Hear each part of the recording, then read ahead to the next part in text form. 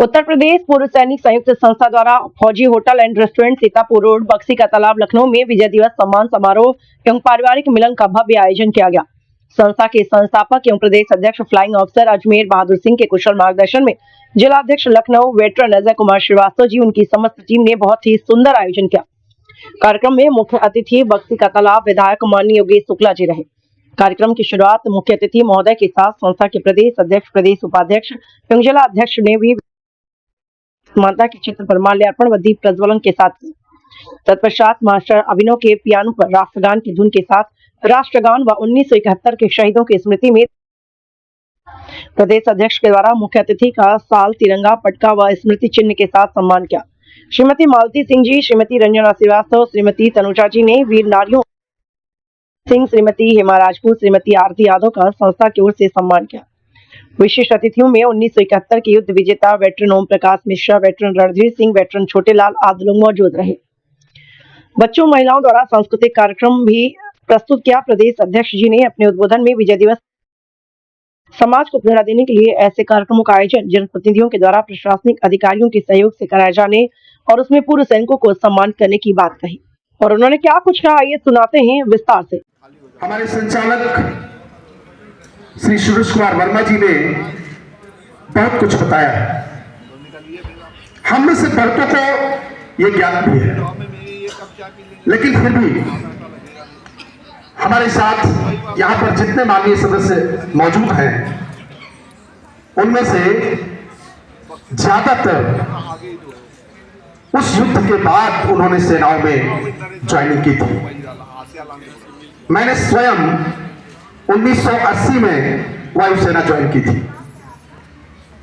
और तब से 71 की विजय गाथा को जब भी याद करते हैं तो रोम रोम पुलकित एवं रोमांचित हो उठता है, क्योंकि हमारे देश के वीर जवानों ने अपने देश के मान सम्मान को सुरक्षित रखने के लिए और उसको एक अनंत ऊंचाई पर ले जाने के लिए अपना सर्वस्व न्यौछावर करने का जो प्रण लिया, तो दुश्मन को घुटने वो सभी सड़कें हैं जिनकी आप चाहे तो मेरे सामने चर्चा कर लें और चाहे मेरे ऊपर छोड़ दें कि उन सड़कों के विषय में मैं जानता हूं। अभी वहीं अंत में जिलाध्यक्ष द्वारा धन्यवाद ज्ञापन व सहभोज के साथ कार्यक्रम संपन्न हुआ। इस महत्वपूर्ण पूर्व सैनिक सपरिवार शामिल हुए। सभी पूर्व सैनिकों और उनके परिवार ने बड़े आनंद व हर्षोल्लास से सहभागिता की। आज विजय दिवस के मौके पर आपने आज यहाँ पे कार्यक्रम रखा है, क्या पूरा कार्यक्रम का महत्व था?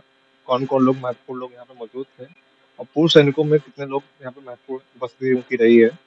क्या कुछ रहा है आज का कार्यक्रम में, थोड़ा बताइए। आज का कार्यक्रम हमारी उत्तर प्रदेश पूर्व सैनिक संयुक्त संस्था की लखनऊ टीम द्वारा 16 दिसंबर के विजय दिवस के उपलक्ष्य में आयोजित किया गया था। आज के कार्यक्रम का मुख्य उद्देश्य 1971 के उस अभूतपूर्व विजय की याद को ताजा करना और 1971 के जो युद्ध विजेता थे, जो आज हमारे बीच मौजूद रहे, उनका सम्मान करना था। मुख्य उद्देश्य यही था आज के कार्यक्रम का। कार्यक्रम में और विधायक जी भी आए थे, बक्सी का तालाब योगेश शुक्ला जी रहे। उन्होंने कुछ घोषणा की हुई है पूर्व सैनिकों के लिए जो यहाँ बक्सी के तालाब में रह रहे हैं। क्या वो घोषणा थी और उनका आना यहाँ पे किस तरह से सफल रहा है?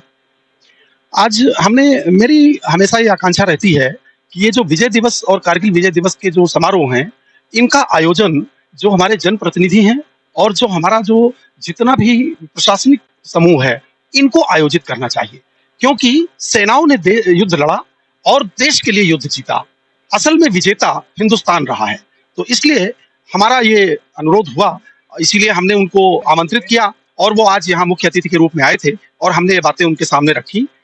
इसके बाद उन्होंने अपने उद्बोधन में ये बात कही कि जी बिल्कुल ऐसे कार्यक्रमों को हमें आयोजित करना चाहिए और उन्होंने ये कहा भी कि आगे भविष्य में संस्था जब भी इस तरह के कार्यक्रमों को आयोजित करेगी तो उसमें हम अपनी तरफ से आपके नेतृत्व में चाहेंगे कि ये ऐसे कार्यक्रम आयोजित हों। और साथ ही हमने कुछ जो जहां पर हमारे पूर्व सैनिक रहते हैं कॉलोनियों में, वहां की समस्याओं के विषय में भी कुछ बिंदु उठाए थे, तो उस पर भी उन्होंने पूरा आश्वासन दिया है कि हम आएंगे और एक बैठक करके सारी समस्याओं को समझते हुए उनका निराकरण भी करने का प्रयास करेंगे। अजमेर जी, आपने अपने उद्बोधन में कहा कि पूर्व सैनिकों की जो समस्या आती है, तो थाने वगैरह में आपकी बात नहीं सुनी जाती है। आपने एसओ का भी बात रखी कि एसओ उनको कुछ नहीं समझते हैं। पूर्व सैनिक ऐसे तो देश में सेवारत होता है, सेवा उसकी खत्म होने के बाद वो सिविलियन हो जाता है। तो प्रशासन और सरकार से इस चीज़ को लेकर क्या मांग रहे हैं? प्रशांत जी, असल में मैं एक मानवाधिकार के कार्यक्रम में गया हुआ था, जहाँ पे उच्च न्यायालय इलाहाबाद के पूर्व चीफ जस्टिस रणविजय सिंह जी अध्यक्षता कर रहे थे उस कार्यक्रम की। और उसमें पुलिस सेवा के बहुत वरिष्ठ अधिकारी मौजूद थे, पूर्व डीजीपी हमारे और डीआईजी और एडीजी कई लोग थे। तो उन लोगों ने भी ये बात कही कि मानवाधिकार के विषय में बातें करते हुए बहुत बहुत बातें की, लेकिन मैंने एक ही बात वहां पे भी कही थी और आज भी कह रहा हूँ कि कई बार जब पूर्व सैनिकों की समस्याओं को लेकर हम बड़े बड़े अधिकारियों के पास जाते हैं, तो उनकी तरफ से बड़ा ही सकारात्मक रुख हमें प्राप्त होता है, बड़े ही सकारात्मक जवाब मिलते हैं। लेकिन उनके आदेशों के अनुपालन में जो निचले स्तर के कर्मचारी हैं, वो समुचित भूमिका नहीं निभाते। उसका भी बात की। जी, ऐसा होता है कई बार। हम सार्वजनिक मंचों से कई बार नहीं बोल पाते, लेकिन एक बात मैं साफ कहना चाहता हूं कि जो नीचे के जो कर्मचारी हैं, जब तक उनसे अधिकारी लोग अपनी द्रव्य दृष्टि रखते हुए अपने आदेशों का अनुपालन नहीं करवा पाएंगे, तब तक सच्चे मायने में पूर्व सैनिकों के विषय में कही गई बातें केवल थोथी रह जाएंगी। तो इसीलिए मैं सभी से यही कहना चाहूंगा, जो भी प्रशासनिक अधिकारी हैं, कि जब वो किसी पूर्व सैनिक के मामले में कोई आदेश पारित करते हैं, तो उसका अक्षरशः नीचे पालन हो रहा है, इस पर भी ध्यान देने की कृपा करें। आपकी जो संस्था है उत्तर प्रदेश पूर्व सैनिक संयुक्त संस्था, वो पूर्व सैनिकों को किस तरह से हेल्प कर रही है? हमारी उत्तर प्रदेश पूर्व सैनिक संयुक्त संस्था पूर्व सैनिकों, वीर नारियों और विशेषकर शहीद परिवारों के मान सम्मान एवं कल्याण के लिए सदैव कार्य करने के लिए तत्पर है। हमारा उद्देश्य ये होता है कि हमारे किसी भी पूर्व सैनिक परिवार को किसी भी प्रकार की अगर समस्या है, चाहे वो प्रशासनिक हो, चाहे वो सामाजिक हो और चाहे उसकी अपनी पारिवारिक हो। कई बार परिवार में चूंकि सैनिक 25 साल 30 साल बाहर सेवाएं दे करके जब परिवार में वापस आता है, तो उसको उसका उचित हिस्सा नहीं दिया जाता। जो घर में लोग पहले से रहते हैं, वो ऐसा मन बना के रखते हैं कि ये तो अब कहाँ से आ गया, अब इसको हमें हिस्सा देना पड़ेगा। तो ऐसे मामलों में भी हम बड़ी सहृदयता से और एक समझौतावादी प्रक्रिया अपनाते हुए प्रयास करते हैं कि जिससे समाज में किसी प्रकार का ताना बाना भी न बिगड़े और हमारे पूर्व सैनिक साथियों की समस्या का निराकरण भी हो। एक समस्या हमेशा देखी जाती है, जो पूर्व सैनिक व्यवसाय की ओर बढ़ते हैं, अब सरकार की तरफ से जो टैक्स की चीजें बढ़ती चली जा रही हैं, उनमें उनकी आमदनी कम हो रही है और टैक्स ज़्यादा सरकार को पे करना पड़ रहा है। यदि कोई पूर्व सैनिक या कोई भी सिविलियन है, वो कोई भी चीज़ सामान खरीदता है मार्केट से, जैसे मान लीजिए कोई गाड़ी खरीदा है, तो उसका इतना टैक्स लगा दिया जाता है, एक रकम पे 2 गाड़ियाँ आ सकती हैं। तो पूर्व सैनिक ये संस्था जो है, अपने पूर्व सैनिकों के लिए जो व्यवसाय में रुचि रखते हैं, उनको टैक्स से जो इजाफा नहीं मिल पा रहा है, उसको लेकर क्या सोचते हैं आप? देखिए, अभी इस विषय में हमारी कोई ज़्यादा जानकारी तो नहीं है, लेकिन एक चीज़ मैं ज़रूर कहना चाहता हूँ कि जिस किसी स्तर से भी हमारे जो सरकार चलाने वाली जो मशीनरी है, ब्यूरोक्रेसी है, वो पूरी तरह से प्रबुद्ध है, उसको हर चीज़ की जानकारी है। अगर सही मायने में हम पूर्व सैनिकों का मान सम्मान करना चाहते हैं और चाहते हैं कि देश में वो आगे बढ़ सके, उन्नति कर सके, क्योंकि उन्होंने अपना युवावस्था का समय देश की सेवा में दिया है, तो इसलिए उसके बाद अगर वो कोई अपना उपक्रम चला करके और कुछ बेहतरी की तरफ आगे बढ़ना चाहते हैं, तो जरूर सरकार को उसमें कुछ छूट ऐसी देनी चाहिए जिसमें उनको टैक्स के मामले में और कुछ रियायतें ऐसी हों कि जिससे उनका हौसला भी बढ़े और वो थोड़ा सा कम्पिटिटिव हो सकें। क्योंकि फौजी व्यक्ति जो है वो बड़ा ही सहृदय, बड़ा सरल व्यक्ति होता है और वो सबको अपने जैसा ही समझता है, जबकि समाज थोड़ा भिन्न होता है। आपके पिछले कार्यक्रम में हमारी तरफ से एक सवाल रहा था कि जो हमारी उत्तर प्रदेश सरकार है, पूर्व सैनिक कल्याण बोर्ड है, तो सैनिक संस्थान जो चल रहे हैं, वहाँ से कुछ लोगों को चयनित करके सरकार में स्थान देने की कोशिश करी जाए।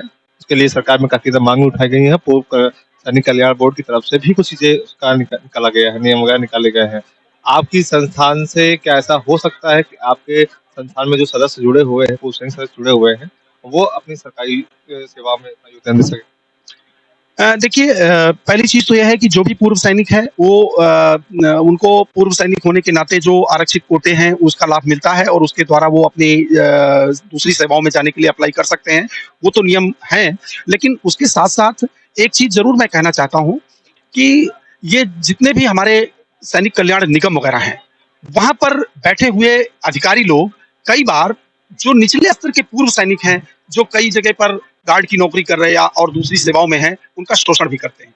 तो इसलिए ऐसे कई मामले हमारे संज्ञान में आए हैं और हमने 1-2 मामलों को टेकअप भी किया है। और मैं एक ही चीज कहना चाहता हूं कि केवल रैंक के आधार पर किसी को वरीयता नहीं दी जानी चाहिए कि अगर कोई रिटायर्ड कर्नल है तो वही सही जस्टिस कर सकता है। समाज में रिटायरमेंट के बाद जितना पूर्व सैनिकों का जितना बड़ा ये हुजूम है और आगे आने वाले समय में ये और बड़ा होने वाला है, क्योंकि 2 वर्षों के बाद हमारे जो अग्निवीर हैं वो भी वहां से निकल करके हमारे साथ जुड़ने वाले हैं।